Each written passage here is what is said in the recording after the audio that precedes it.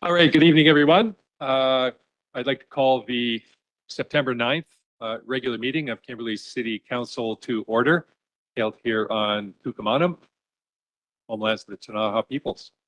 Welcome, everybody. Yeah, we have an in-camera session again this evening, in addition to what's on our regular agenda.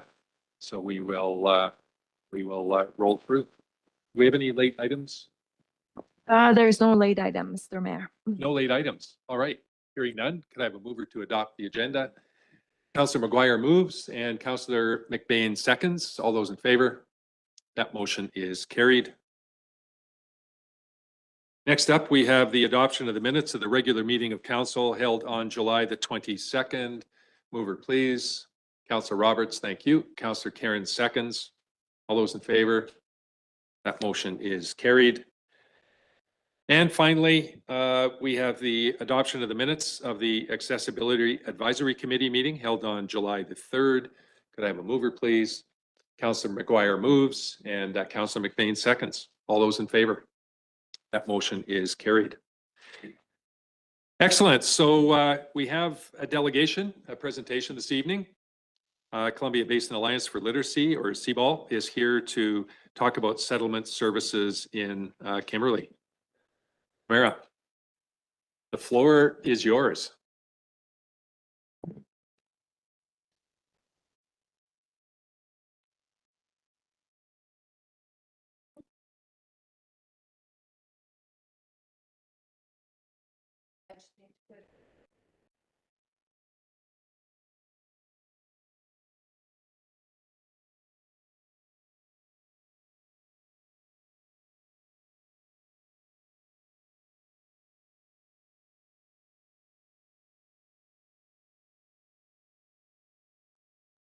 Great, thank you.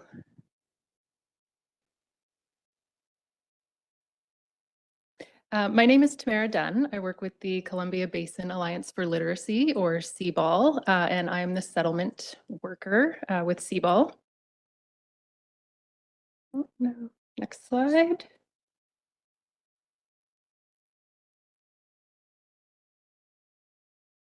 Thank you.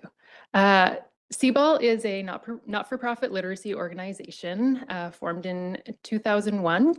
We provide programming and services to 77 communities across southeastern British Columbia, and we have 16 hub offices. We work within the unceded traditional territories of the Ktunaxa, Lheidli T'enneh, Secwepemc, Tsuut'ina, and Syilx nations. 11 of our 16 hub offices have settlement workers, language instructors, and support for newcomers. This is my role. As a settlement worker, it's my job to support newcomers to Canada in their settlement journey. We support permanent residents, refugees, temporary foreign workers, naturalized Canadian citizens, and international students. The only people that we don't have the capacity to support are visitors, but everyone else is welcome to access our free services. And so as a settlement worker, like I said, I support the newcomers as they settle into the community. So that includes finding housing, enrolling their children in school, looking for jobs, helping them navigate immigration websites and documents. I give them referrals and help them access different services in the community. So that looks like the food bank. We partner with Summit Community Services, Kimberley Food Recovery. So any sort of service that they need, they can come to me and I can refer them out in the community. We offer a variety of language training and language assessments, which I will get into more momentarily, and also making community connections. And so I just wanted to come here tonight to let everybody know that these services are available. And so when you are out in the community and you meet newcomers, you can send them our way. So for our language training, we have formal language classes. We follow the LINC curriculum. So that's language instruction for newcomers to Canada. And it's a nationwide curriculum that newcomers can access all across the country. And we focus on speaking, listening, reading, and writing in those classes. We also offer assessments. We have a placement test that we can access. They can access through CBAL. The formal language classes, we have a large variety at all different levels. And we have certified instructors. We also hold a less formal weekly conversation class. We do that right in our office here downtown. And that one just focuses on speaking and listening, and it's a really great informal setting for people to come and learn English and make connections with other newcomers. We also occasionally offer needs-based classes. So classes that focus on workplace English, or a lot of newcomers, if they want to apply for permanent residency or citizenship, they need to pass what's called the CELPIP test. And so sometimes we offer classes specifically to prepare for the CELPIP test. And then we have a wonderful dedicated group of volunteers who offer one-on-one English tutoring to our clients based on whatever their needs are. One of my biggest roles as a settlement worker is to help people access those basic services that they need when they first come to a new country. But of course, a huge part of our role and what we do at CBAL is to help integrate them into our community. We think that's extremely valuable. We hold a lot of social events. We've done movie nights and games nights, and we go on hikes. We did a multicultural potluck in the spring, which was wonderful. A lot of people turned out. And because we want everyone to be able to access these services, we have support services available as well. So if they need transportation or childcare or interpretation or translation, we can offer those services as well. And yeah, we help to, basically, we provide support and training for sponsorship groups, employers, and community members, because we do believe that the more people who are involved in helping newcomers to succeed when they come to a new country is super important. And so, yeah, I just wanted to let you guys know about the services that we offer. My contact information is just on the next slide if anyone is interested. And I really appreciate you giving me the time to speak tonight. Thank you so much. That's awesome, Tamara. Thank you for the presentation. And of course, we're interested. Great. Absolutely. Councillor McBain. Yeah, I just wanted to say it's fantastic. I knew that the group existed, but didn't know the extent of it. And, you know, from somebody who's lived in foreign countries and knows how the transition can be difficult, I really, really do appreciate what you do. It's not easy coming to a new place. So Absolutely. It's very difficult. Thank you. Yeah. Thanks. Go ahead, Sue. The multicultural potlucks, I think you've had two now. Is I it think we just had one, and that just was the right one? before I came Okay. on. Okay. And are you planning on doing those on a regular basis? Yeah, probably annually. Okay. Yeah. Okay.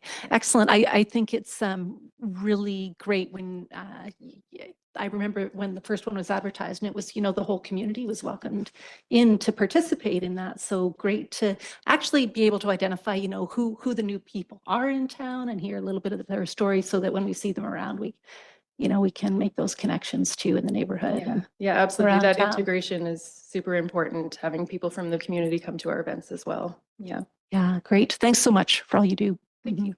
Thanks, Sue. Further? I've got a couple of questions. Thanks, Tamara. You mentioned international students. Yes. Is that high school students through SD6? Does it include Purcell? Kind of who are the international students? Post-secondary. Okay. Yeah. So College of the Rockies. Yep. I think they've got almost 60 international students this year. Okay. Yeah, I had the opportunity actually to speak to them about a week ago. Yeah, it was really interesting. Nice. Some with really good English, some not so much. It was, yeah, I can see where your services would be needed for sure.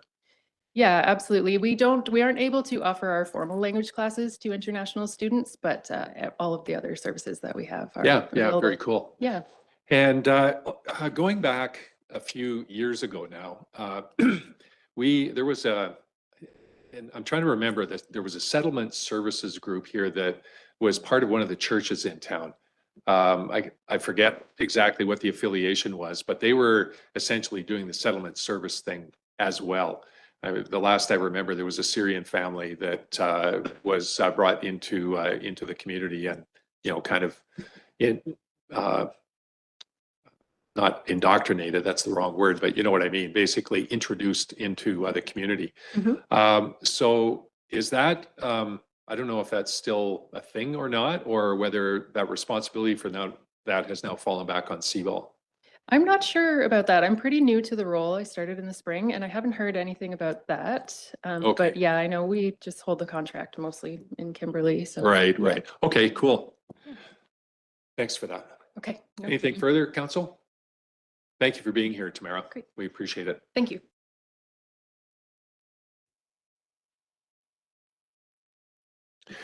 All right, next up, we have a couple of bylaws for adoption. The first is the zoning amendment for 331 Ritchie Street. And the motion on the floor is that council adopt bylaw 2769. Yeah, adoption is the motion tonight. Councillor McGuire moves and Councillor McBain seconds. Troy, any further discussion on this one?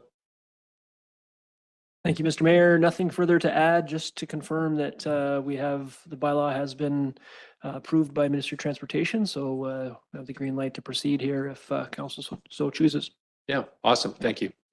Council, further comments? Call the question. All those in favor? Any opposed? Motion is carried. Next up, we have the zoning amendment bylaw, the text amendment to the C3 zone. And similarly, the motion on the floor is the council adopt bylaw 2770. Mover, please. Councillor McGuire, thank you. Seconder, Councillor Cairns. Go ahead, Troy. Again, Ministry of Transportation has given their approval, so we can proceed with adoption if council wishes. Awesome. Council, further questions or comments? All those in favor? Motion is carried. All right. Pardon me. Next up, we have for consideration the community grants policy revision. And the motion on the floor, actually, there's two of them. The first is that council repeal the existing community grants policy dated May 17th, 2015, and amended on August the 17th, 2020, November 9th, 2020, and October 10th, 2023. And further, the council approved the revised community grants policy as attached to the report from the Manager of Community Development and Communications. Could I have a mover, please? Councillor Cairns moves and Councillor Roberts seconds. Pam, can you give us the Absolutely. Thank you, Mr. Mayor. detail, please? I'll provide a little bit of synopsis of the report and basically some of the major points that are within the revised policy. In January of 2024, council did request that city staff take a look at our community grants policy. And we've done that. And basically what we've offered back is a policy that provides more clarity for the community and certainly supports council's strategic vision of being more fiscally responsible. So our current state, essentially, currently the city budgets 2% of our annual property tax levy to be set aside for programs under the current policy. And that equates to about $245,000 in support to community groups each year. In addition, we also have about $179,000 that we support community groups with through permissive property tax exemptions. We also provide about a quarter-time staff support to helping not-for-profit organizations fundraise, market, support volunteerism for those groups. We also provide several city facilities free of charge. And we're also very fortunate to utilize the RDEK resident-directed grant program where council is able to give out about $100,000 each year of Columbia Basin Trust funding that they give to basin communities. So total direct support to these groups is approximately 6.4% or $840,000 of support to not-for-profit organizations and local charities. So the major changes under the policy, which will support the city's fiscal responsibility, basically through a reduction in funds available. The policy is recommending a reduction from 2% to 1% of the annual property tax levy. I've included a chart that outlines the impact that would have with alternate reductions for council to have a look at there. The new policy also limits the number of applications available for organizations. Organizations will now only be eligible to submit one application per organization, and it caps the maximum funding available to organizations at $8,000 per application. This will help ensure fair, equitable distribution of funds across the community and through those groups throughout the community. Other changes of note include changes to eligible and ineligible expenses, and you can see those outlined in the policy and as well as in the staff report. And changes to the grant review process for project and event grants, where we will, rather than having council vote on that independently, we will have a committee formed of 3 council members and at least 2 city staff that are able to allocate that funding based on application merit with city financial staff, some of the operations team, the parks team, and with the community development team as well. And finally, we're suggesting some larger changes to the standing grants that we give out, which we'll rename those to long-term grants, just to be a little bit more clear about what those grants actually are. We currently have 5 standing grant holders, and the suggestion is that their funding continue through December 31st, 2027, at which point they will be asked to reapply. They'll be asked to reapply earlier in 2027 for 2028 funds, and those funding streams will last for 4 years. That will give every new council an opportunity to allocate those long-term funding grants to organizations or projects and programs that support their strategic vision and goals going forward. We will ask all of our current long-term grant holders to come in, present to council beginning in January 2025. And again, I reiterate, their funding will last through to December 31st, 2027. But they will enter into formal grant agreements, which we currently don't have with those 5 organizations. So we're just trying to clean this up and be a little bit more fiscally responsible to taxpayers and ensure that our taxpayer dollars are going in the right place. So we'll open up the floor to discussion. If you have any questions, if you have any. Yeah, awesome. Thanks, Pam. Councilor McGuire, go ahead. Yeah, I have more comments than questions, but for the first change around the reduction, it has a pretty significant impact in that we're going from about $142,000 of project-specific grants to 13,000. So that's a full order of magnitude. And I'm not comfortable with that personally. If there is to be a reduction, I would support a minor reduction. But generally, I support keeping that money available to our nonprofits. I think that they get a lot of value out of it. And I don't think, I think that that they deserve the funds that they're receiving. Number 3, around the limit to $8,000. I guess number 2, the limit of 1 application per organization. I support that fully. I think that other organizations have expressed that as a problem. So I think that makes sense. The $8,000, I think it makes sense to have a cap on this. I personally think $8,000 could be a little bit low. I wouldn't mind seeing that number bumped up a little bit just to future-proof this. We also don't have inflationary increases to this. I just would like a robust bylaw that we don't need to tweak and takes into consideration the fact that things become more expensive with time. The capital exclusion, I don't think that that's necessary. If we're capping 1 application per organization and we're also capping it at a specific dollar value, then I don't think that the capital exclusion is necessary, because the issue has been organizations coming in and asking for large sums of money to update buildings and ask for equipment, such as grants for $50,000 lifts, as well as just other major infrastructure projects. And based on these new, the first 2 changes, will no longer have that. Also, it excludes certain organizations that are largely volunteer run from being eligible for these grants, because there are organizations within our community that are largely volunteer run, and most of their costs are actually capital costs. when it comes to grant applications. And these grants are really beneficial to these organizations that have low staff capacity because they're a very low bar, as in the application process is simple and doesn't require expertise from the staff to actually be able to be successful in receiving funds. Grants can be quite competitive. The number 6, my only question I guess I do have is when the 4 years is up, or the 3 years for the first session here, will this be opened up to other organizations? I'm just imagining, my personal opinion is it would be beneficial to open it up as a general call for these standing grants so that we have it available to organizations, and then it's merit-based based on the applications. So it's just a question on process there. Yeah, thanks, Councilor McGuire.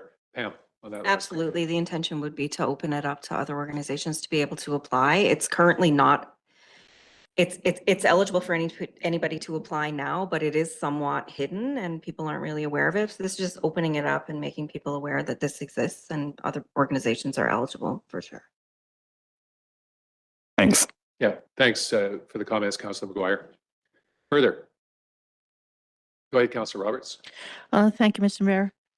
Not so specific, but when we first put this into place, the 2% seemed like a minimal amount of money at the time that we could scam off the top of our taxation that we felt deserved to go into the community.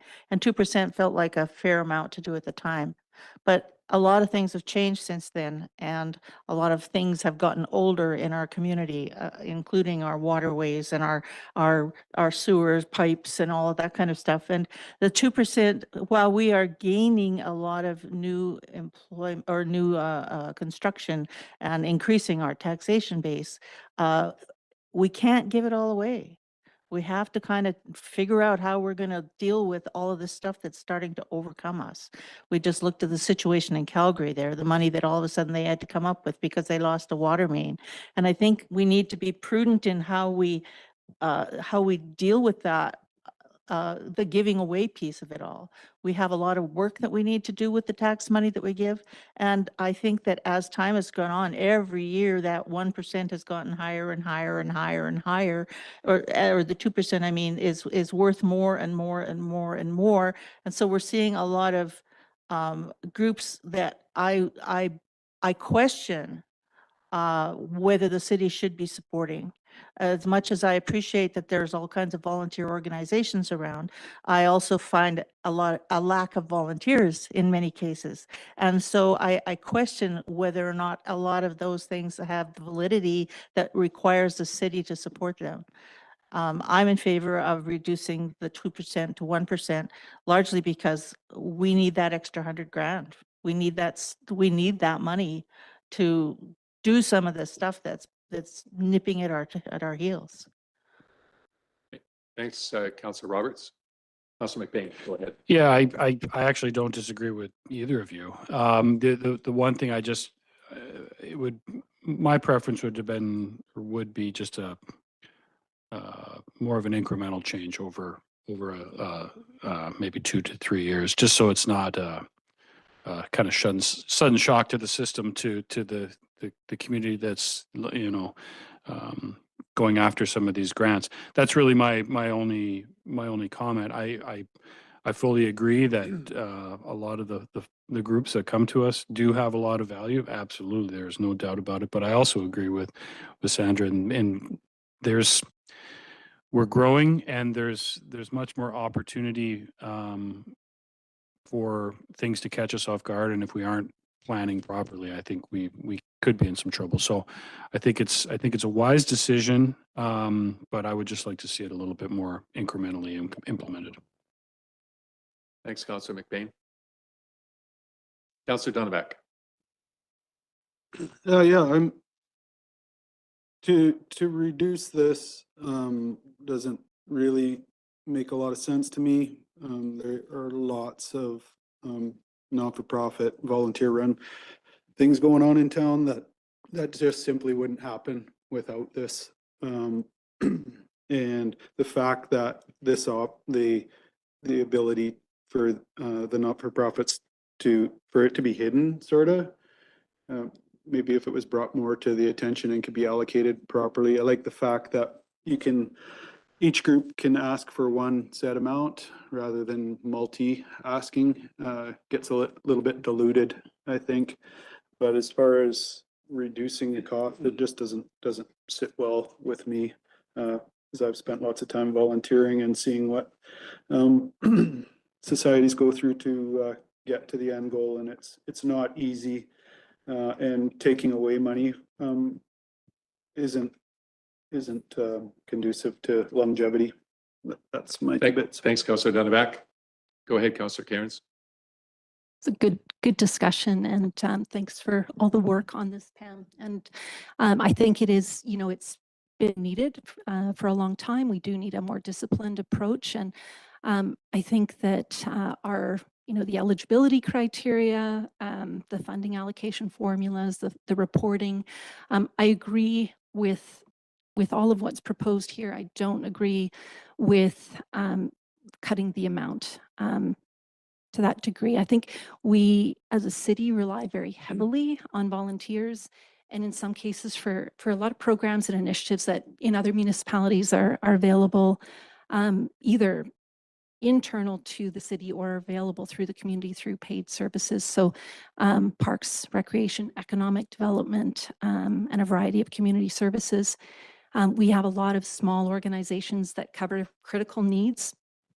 And with how stretched our social and health services are, and kind of the needle that we're on in terms of quality of life for families, for seniors, I'm just thinking about all the different programs that bridge the gap of things that would otherwise only be available, say, in Cranbrook and inaccessible to those who likely need it the most. I don't think that this is the time to make the cut to the amount, but as I said, I do agree that all of the other pieces and accountability are critically needed. When I tried to make a comparison chart. I looked at that, but of course it's not really possible to do the comparison directly because we all do things in such different ways, but just kind of first flush, and you can tell me, if I'm completely off base, but when I looked at, say, Kimberley's tax revenue we're allocating, this doesn't consider all of the in-kind pieces, but 245,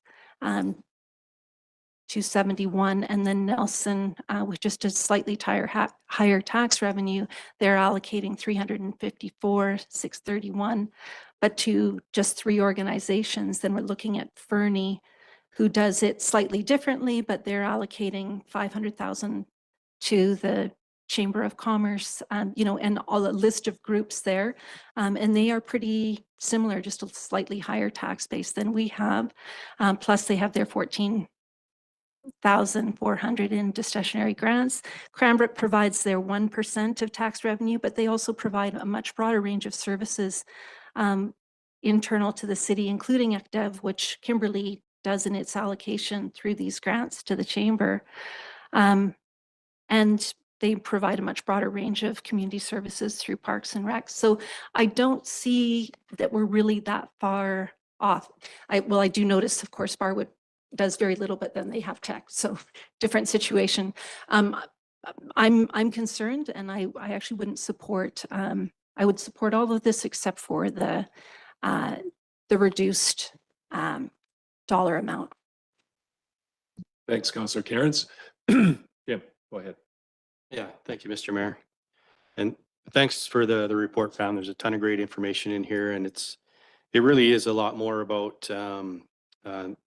just the amount itself, as council has indicated, the introduction of some accountability measures and just some process and procedure around the grant application. I think is, it's going to help a lot going forward. With regards to the dollar amount, Councillor Cairns, you're absolutely right. I mean, it's really difficult to compare community to community just based on the way everybody does things different. I think, Cranbrook out of this list is probably the closest comparable. They've got the program event grants and then they've got the long-term grants. So with a population or their tax collection is about triple what ours is. And between those two grant funding streams, they provide $280,000 and we're budgeted to provide $262,000. And, you know, you talk about communities like Fernie, they provide funding to the library as we do. That's not included in the analysis here. They also provide the standing grants to the Arts Council, Historical Society, similar to what we do. I think the 130 and change that we provide to the kind of program event grants, you know, I think that's a fairly direct comparison to the $14,000 that they give out. Another one here, community like Whistler, you know, they've got annual tax collection of $51 million. They gave out $169,000 in 2024, but then a bunch more through fee-for-service agreements to Arts Whistler. So yeah, I mean the comparison thing is tough. But the biggest thing I think that I'm hoping the improvements are going to kind of make an improvement to is the standing or the long-term grants. Like right now, the current policy reads that the community can make an application, council can approve that. They get an automatic 1.5% increase every year. There's no formal reporting back to council on an annual basis. And it's, you know, that's one that I think that the recommendations in here and the revised language in the policy is, as council has noted, I think they're really good fixes here. Back to the dollar amount here. I mean, it's fairly evident around the table that the cut that's proposed in the staff report here is just, it's too drastic all at once. But I do think that given the financial challenges that the city is facing from an infrastructure perspective primarily, I mean, we've got a report later on the agenda here to talk about our challenges with water and the water loss that's in our system. Every year as part of the operating budget deliberation process, all the managers are asked to go through their budgets and find places where they can shave money. And this really it's another area of the budget that we're looking to just shine a bit of a spotlight on, I guess. And, you know, we want to have a close look at all the money that's going out from the city. We're holders of the purse here, and we just want to make sure that, you know, we've got a sustainable budget going forward, and the money that we're giving out to not-for-profit groups or that we're spending for, you know, city operations, city capital is, you know, that it's prudent and sustainable. So I guess what I would suggest, if council's not interested in moving forward with the recommendation, is deferring a decision, potentially bringing more discussion back to a committee of the whole meeting in the future to have a look at some different options. So, yeah, thanks for that, Jim. Go ahead, Councilor McBain. Yeah, I would, you know, I think it would probably be good to just do a pulse check here too, if because I think we're all in agreement with everything else besides the dollar amount. I think all the policy changes are pretty good. So, I mean, I guess I would just look to other council members, especially ones who are more concerned with the change, and if an incremental change would be more palatable, just to give people an opportunity to adjust over a longer period of time, or if it's just that's a moot point at this point. And to me, it would help staff shape that next iteration a little bit, Jim. So not that we drew it a straw poll, but just get a sense. Yeah. Thanks, Councilor McBain. Go ahead, Councilor Roberts. I just want to draw your attention to the bottom of item 6, which was the fee-for-service agreements and so on, but the total direct support of $842,708 was approximately 6.4% of our annual property tax collection. That's a lot of money that we're giving out as support inside of this community. And that doesn't include the ready grants, and it doesn't include games grants or potential rental income. That is the stuff that we're giving away to support nonprofits.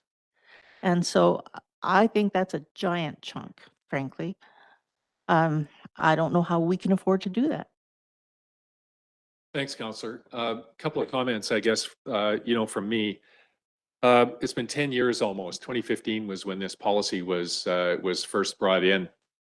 And there was a lot of thought that went into this. If I remember correctly, it was Councillor Roberts and Councillor Goodwin that went off and did the research, the empirical research on what everybody else was doing, and tried to find out where, in fact, we were going to fall into the scheme of things. That was 10 years ago, 2015, well, 9 years ago. And I think the goal here, as Pam has laid out in the report, is nothing more than just figuring out what is prudent. And similar to kind of inflation, the inflation that we're dealing with in our lives today, once a price is set, it's really, really difficult to go back. And I think everybody would agree that rarely do you ever see a retraction. And so all we're trying to do here is to come up with something that's prudent. And this isn't going to take effect now. This is 3 years down the road. I mean, we're talking about initiating the policy and then doing all of this additional data collection that we've talked about to validate that, from a dollars and cents point of view, what does in fact make sense. Because make no mistake about it, it's taxpayer money that we're dealing with here. This isn't, grant money coming from some other organization that we're dispersing like the Ready grants. This is direct taxpayer money. And we're going to have to take tax increases for all of the places that we can't rationalize the spending that we're doing. And last year it was 5.33%, and we're struggling to make sure that we're trying to keep that well under that. So I just think it's important for us to have a perspective around what it is we're trying to do. Honestly, I really feel that your suggestion to bring this back to a committee of the whole, just for a broader conversation, I think makes lots of sense. I mean, there are elements inside here, and I'll just use an example. The standing grants were issued almost incrementally on the basis of what are we going to do with this? These organizations are going to keep coming back every year and asking for the same amount of money for these reasons. So why don't we just do the standing grant? And now what we have are other organizations that now know about the standing grants that come in and say, me too. I think I deserve a standing grant if this other organization does. And I mean, this will kill us if we, allow the process to, kind of drive our decision making as opposed to the other way around. So having a more robust discussion around that, I think, is pretty prudent.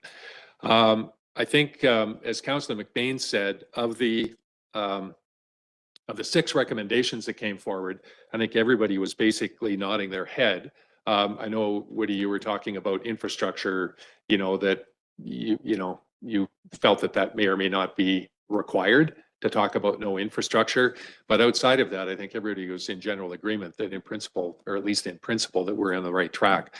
And I guess for purposes of what we're doing here tonight, if we could, well, I guess I'd like to see some level of commitment given so Pam could go away and begin doing what is going to be a lot of extra work on bringing all of this together, and for us to, task staff with coming back with an appropriate committee of the whole date to talk about the money. Go ahead, Councillor McGuire. Yeah, just a question. I know we haven't done it since I've been on council, but what about referring to committee?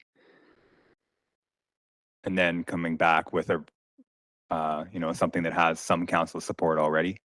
As in, I think we could probably assign, I'm sure that there'd be at least 2 councillors interested in sitting on a committee to look at this and bring it back with another recommendation. Right, which is the process that we used originally. So that's, if I could suggest, I still think it would be worthwhile for us to have the committee of the whole so that we can kind of get everybody's views on the table. It's a conversation that we just, at regular meetings, as you know, we just don't have the opportunity to go into a level of detail. And if we did that and then struck a committee to take away, what was conversed there, what would you think about that? My concern is just timeline. I don't know what our timeline is on this and to get it ready for when we need it. I know that we haven't had a committee of the whole for a really long time. Yeah, it has been a while. So Pam, we're talking about, is it 2 years or 3 years? No, we're talking about 3 years for the long-term grants, but for the project and events grants, Yeah. that would be for the 2025 grant stream. Okay, I misunderstood that. So in order for Krista, our CFO, to be able to, you know, kind of budget for the next, well, 2025 and beyond, we were really hoping for some consensus on this before the end of September. So there is some time, but then we'll have to get the applications ready and communicate to the community how much funding that we have available for those project event grants for 2025. Yeah, end of September, that's not gonna happen. Probably not. Yeah, I mean, half of us are away at UBCM next week. Yeah, I'm not sure that that's realistic. Go ahead, Joe. Yeah, I just had a look at the Advice, calendar. please. Had a look at the calendar here and it looks like next committee of the whole is October 7th. Getting the nod from corporate services. So I think if we could shoot for that and if we come to some consensus at that meeting, come back to the October 14th meeting, the regular meeting to get the changes formally approved as per the policy. And I think from a budget perspective anyways, I think that'll give us enough time. We typically look at the capital budget first and then the operating. I think it'll put a bit of pressure on the application process itself for the grant program, but I think it's doable. I agree fully. I think that's doable. We can have everything ready to go. And once council makes that decision, if it's mid-October, we can have applications ready to go out, you know, very shortly after, with still decisions made before the end of 2024. Do you need Okay. a mover for deferral? Uh, Or do we just? Can we do it? What's your suggestion for? Yeah, I would suggest that as opposed to the recommendation that council move the first option, which is to defer the decision, request that staff present additional information and maybe add at the October 7th committee of the whole meeting for discussion. I'll move that, Mr. Mayor. So do we leave the current resolution on the table then and then move deferral? Is that kind of what we do, Maurice? Well, if you know for sure that you're not gonna go with the So let's 1%, you defeat, might as let's defeat defeat it. the motion on the table and then we will move deferral. How's that? Well, call the question. Yeah, so it's on the, let me call the question first. I'll call the question. All those against the motion on the floor? We'll cut to the quick here. Okay, that motion is defeated. Councillor So- McBain. Which way is Councillor Roberts voting? The same way. Yeah, she made a Yeah, gesture. She made a gesture, yeah. Okay, Councillor McBain, you have a deferral motion on the table?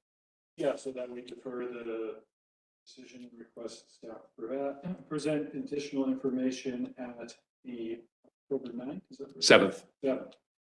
Committee of the whole. Committee of the whole, yeah. Yeah. Okay, seconder, Councillor Roberts, thank you. All those in favor? Motion's carried. Thanks, Council. Good discussion, more to come. And Pam, thanks for all the work on this. This was a ton of work, but I think it pales in comparison to the work that you have to do on the grants program, given all of the, all of the holes that you have to manage through. So thank you for that. Okay, next up, under new business, the motion on the floor is that council receive the report entitled City of Kimberley Source Water Quality for Matthew and Mark Creeks, prepared by Aquatex as presented at the last council meeting. Thank you, Councillor McBain, and Councillor McGuire seconds. Do we have any comments, further comments on this? I think we had good, robust discussion on this last week or 2 weeks ago. Go ahead, Sue. Well, I guess I was just looking at the recommendations and I think we we kind of touched on them last time, but didn't really get an update. But I think at the watershed committee, we'll probably have more discussion there. So look Sounds forward good. to that. So that'll be happening at the end of September.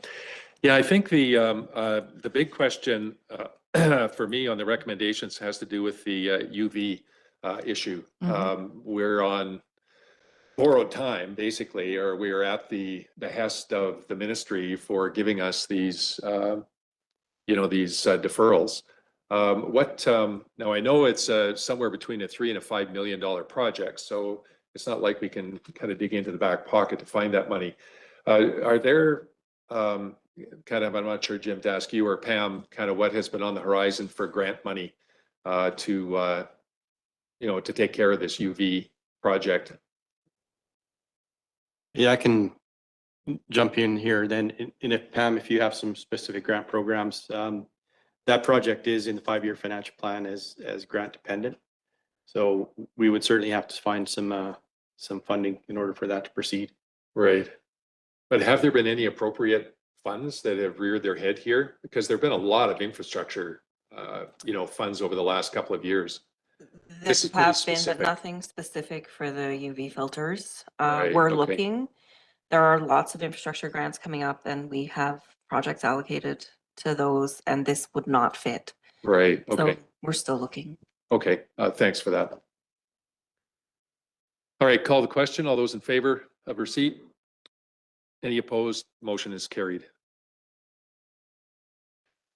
Next item is the Section 57 notice on title for 824 Fifth Avenue. Motion is that council instruct the corporate officer to file a notice with BC Land and Title for the reasons outlined in the report. Councillor McGuire moves and Councillor Karen seconds. That's you guys? Hang on one second. Don't get too excited yet. So we've got the motion on the floor. Did you want to speak to this?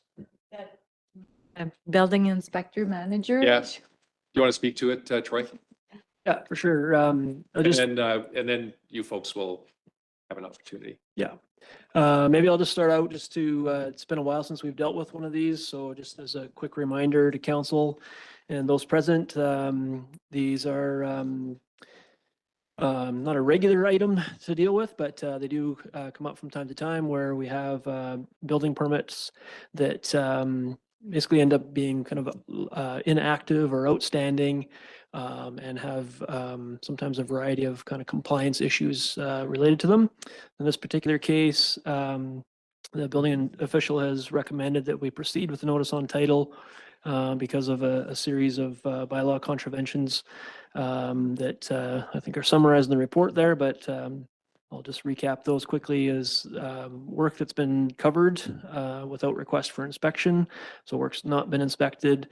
Rough-in plumbing inspection was not requested. Framing inspection not requested. Insulation and vapor barrier inspection not requested. And work has been concealed prior to review and inspection by the building official. The process there, of course, is we send out, the building official normally sends out some letters in advance or is in touch with the property owner, the applicants, and informing them of the concerns.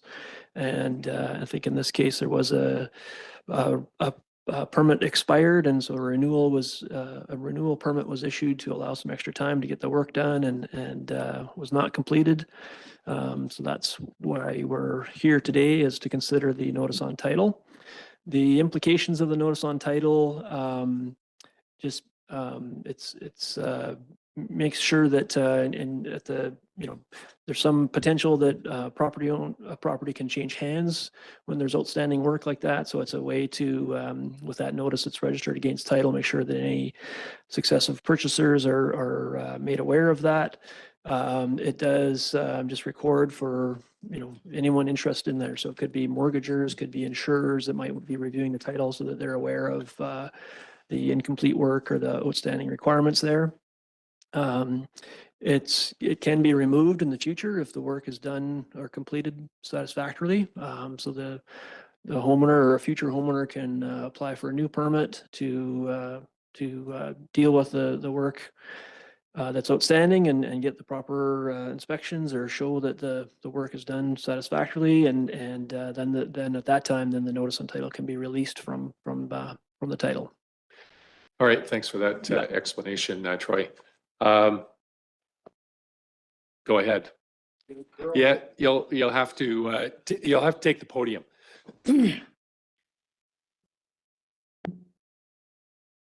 Yeah, Make Make a long story. Can you state your name and oh, Dave for the Curl, record? Dave Curl, 824 Fifth Avenue, Kimberley, BC. Thanks, Dave.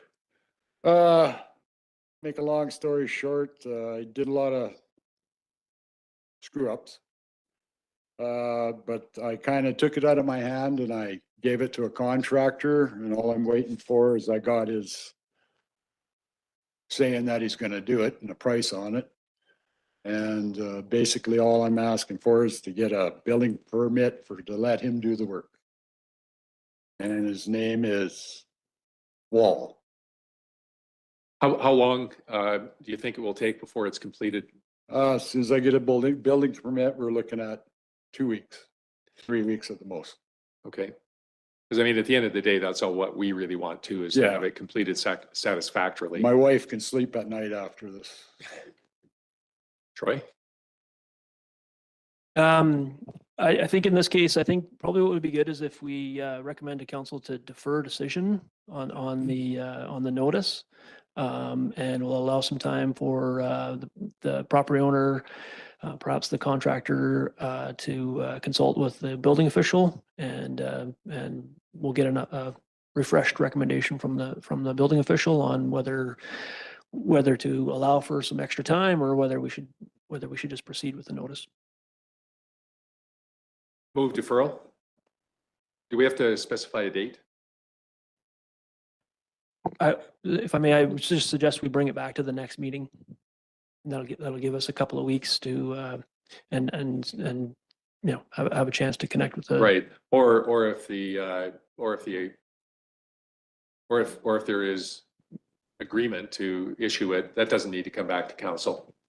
I mean, based on the negotiation. Yeah, we'll aim to update council at the next meeting with where we're at. Okay. Yeah. So motion to defer. Thanks, Councilor McGuire and Councilor McBain seconds. Yeah. All those in favor? All right, motion is carried. So over to you. Where does that leave me getting a building permit? Do I have to approach him and get with the contractor and? He'll want to, yeah. Go ahead, Troy. We will follow up with you. In fact, I'll encourage you to reach out to the building official, but we'll make sure to connect probably later this week, and we can discuss next steps at that point. Yeah, it probably would be prudent for you and the contractor to have the conversation with with our building folks. Well, the contractor's a good friend of the building inspector, so. All right, well, make sure he's in the room. Okay. All right, thanks, Dave. Okay, thanks a lot. Okay, Thanks. yeah, good luck with all that. Yeah, thank you. Thank you. Okay, next up, we have the Transit Improvement Program. Basically, the 3-year expansion plan that we've chatted about here previously. The first motion on the floor is that council approve the proposed 1-year expansion to Route 22 KC. That's the Kimberley Cranbrook commuter service, including 850 service hours and 2 additional fleet vehicles, resulting in an annual net municipal cost share estimated at $58,610 as outlined in the 3-year expansion plan MOU. Mover, please. Councilor McGuire, thank you. Councilor Karen seconds. All right, over to you, Troy. Yes, thank you. Just to make sure everyone's up to speed there, that is a slight revision to the recommendation that's written into the report.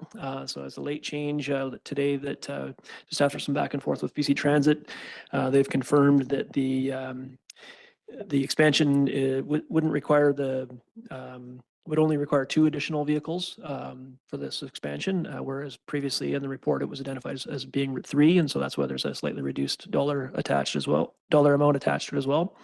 And this is essentially the same expansion that was previously considered and approved by council last year, but unfortunately was not funded through the provincial budgeting process. So that expansion did not proceed or go ahead.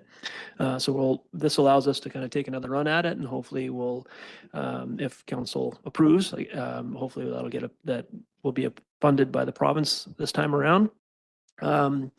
If it is approved by both council and the province, then we would anticipate that expanded service would begin in January of 2026. But again, that's subject to the pieces falling into place and a lot of details coming together in that timeframe. But we should hear by spring of 2025 whether or not the provincial funding's approved there.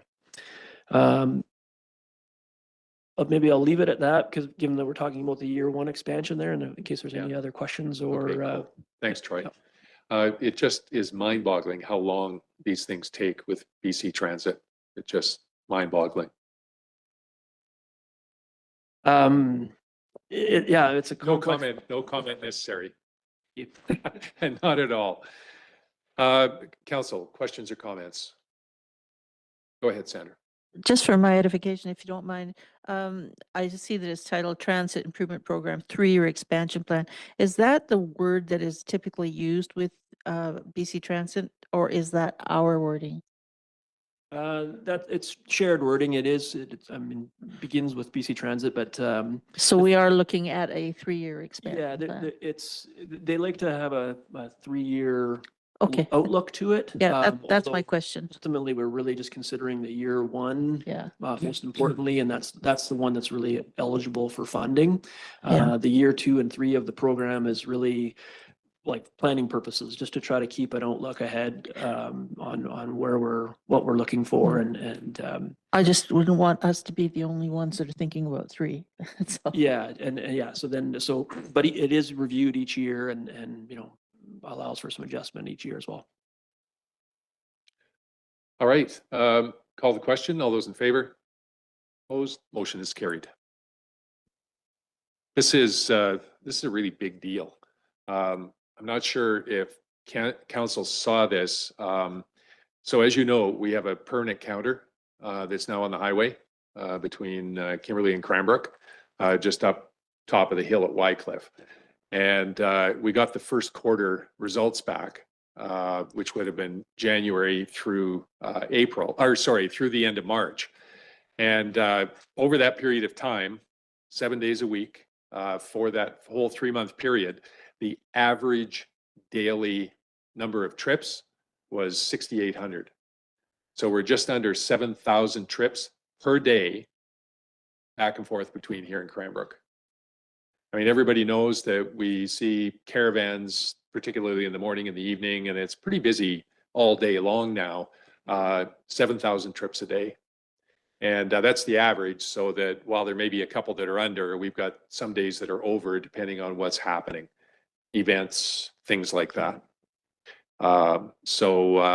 Our opportunity, I think, especially for folks living in Kimberley and working in Cranbrook, if we have proper routing, timing, and whatnot around it, we have an opportunity to take a lot of those cars off the road.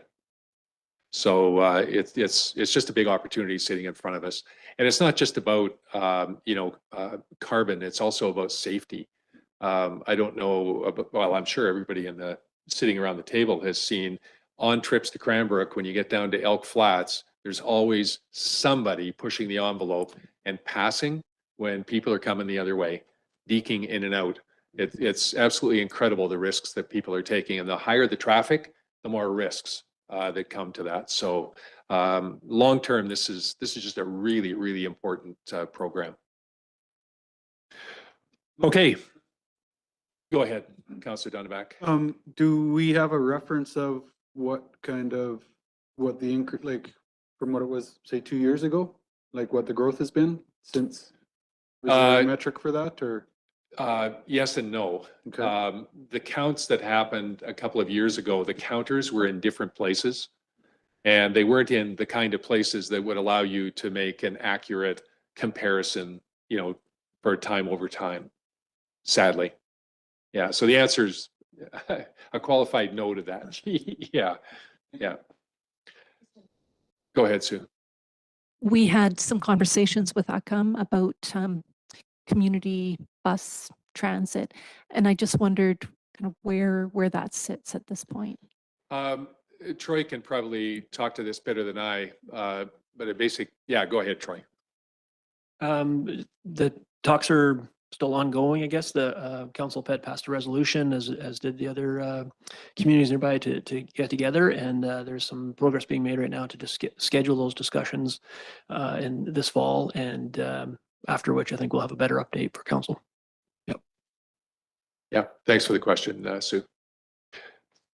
Okay, the second motion that's on the table is that council approve revision of the expansion plan to shift the proposed expansion of Route 24, which is the on-request service involving 1,000 service hours, one additional fleet vehicle, and an annual net municipal cost share estimated at $47,582, a shift from year 1 to be considered in year 2 of the proposed 3-year expansion. Well, let's do that one first, and then we have another one. Councillor McGuire moves, and Councillor Karen seconds. Any comment on that, Troy? I'll just a couple things briefly. Yeah, we're recommending that it's written into the expansion plan now as a year 1 expansion. We're recommending we bump that to year 2, just to help to spread out the cost if on the off chance that both would be approved anyway. But we also think it's unlikely that both would be approved, and we want to, I think, based on previous discussions with council, we'd identified Route 22 as being the more priority expansion opportunity. Still try to dig into some of the information behind this request as well, just to try to understand a bit more about what the demand is there. So that'll allow us some time for that as well, and then hopefully we have a chance to reconsider that here next year as a in the second year of the current expansion plan, I guess. Yeah, so this would just be an expansion of that local on request service. Understand there is some challenges at certain times of the day where there's more requests than they're able to meet, but just don't have quite enough information yet to really feel comfortable recommending we proceed with that at this time. Thanks, Troy. Further, council? Call the question. All those in favor? Any opposed? Motion is carried. Next is that council approve revision of the expansion plan to delete the proposed year 3 expansion of Route 23 shuttle service involving 200 service hours at an estimated annual net municipal share of $7,380. Mover, please. Councillor McGuire moves. Councillor Karen seconds. Go ahead, Troy. Yeah, this one we're recommending to remove from the plan because at this time we don't think it's actually necessary. This was a bit of a holdover from previous reviews and 3-year plans where we had identified maybe wanting to add some additional daytime hours. But with the expansion that did get approved last year to the shuttle service, we think that we're actually going to be able to adjust that schedule and incorporate a more daytime service through each day of the week, actually. So we're hopeful to have some more detail available about this pending expansion of the shuttle service.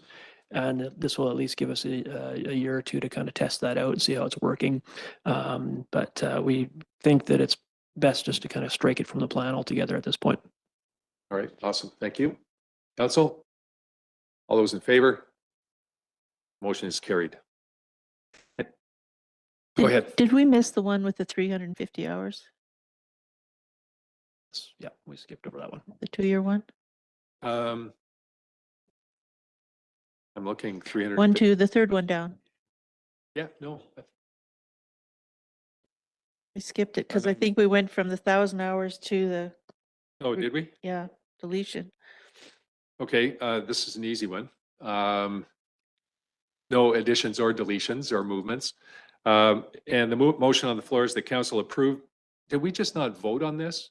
Or was it not put on the floor? It was put on. Okay. The council approved the proposed 2-year expansion of Route 23, which is the shuttle service involving 350 hours, no additional fleet, and an estimated annual net municipal share of $13,162 as outlined in the MOU. Mover. Counselor Roberts, thank you. And Counselor McBain, thank you. Sorry about that. Go No ahead. problem. This one is presently showing as a year 2 in the plan. This was identified as essentially, I think council's familiar with the present Route 23 shuttle service is purely a winter shuttle service. Only operates during the ski season from late December to end of the ski season. This potential expansion could allow us to either extend that season or extend the timeline there, or actually offer some summer season service at a similar schedule there. So and so that had been identified. That's something has come up in the past from some council discussions and from community members about trying to see some of that shuttle service use. Of course, that's a service between the downtown shops and restaurants and the resort area accommodations. And there might be some opportunities for a similar schedule or even changing the routing of that shuttle during the summer season, given the potential different demands there. So this is a year 2 expansion and would be reconsidered next year with some additional detail there. Awesome. Thanks, Troy. Yep. Council, all those in favor? Opposed? Motion is carried. And the final transit motion this evening is that council authorize the manager of planning and sustainability to sign the revised 3-year expansion plan MOU, given the changes that we have just approved. Councilor Roberts, thank you. Councilor McBain seconds. All those in favor? Motion is carried. Lots of housekeeping there, Troy. Probably a little more than housekeeping, but you know what I mean. Just a lot of Nicely editing on done. the fly there. Yeah. Yeah, Thank you. yeah. This is, you talk about minutia. It's there. Okay, next up, we have the City of Kimberley check run in the amount of $721,420 to be approved as paid. Councilor McBain moves and Councilor Roberts seconds. All those in favor? Any opposed? Motion is carried. All right, mover to receive correspondence. Councilor McGuire moves. Thank you very much. And Councilor McBain seconds. Council, any comments? Do we need to, the first one's labeled action, but We Yeah, I already dealt with. yeah, I that, thought so. Yeah, as part of our discussion on the grants. Yep. All right, all those in favor? Any opposed? Motion is carried. All right, excellent. That's the regular agenda. Motion to move in camera. Councilor McGuire, thank you very much. Councilor McBain moves. All those in favor? Motion is carried. Thanks, folks.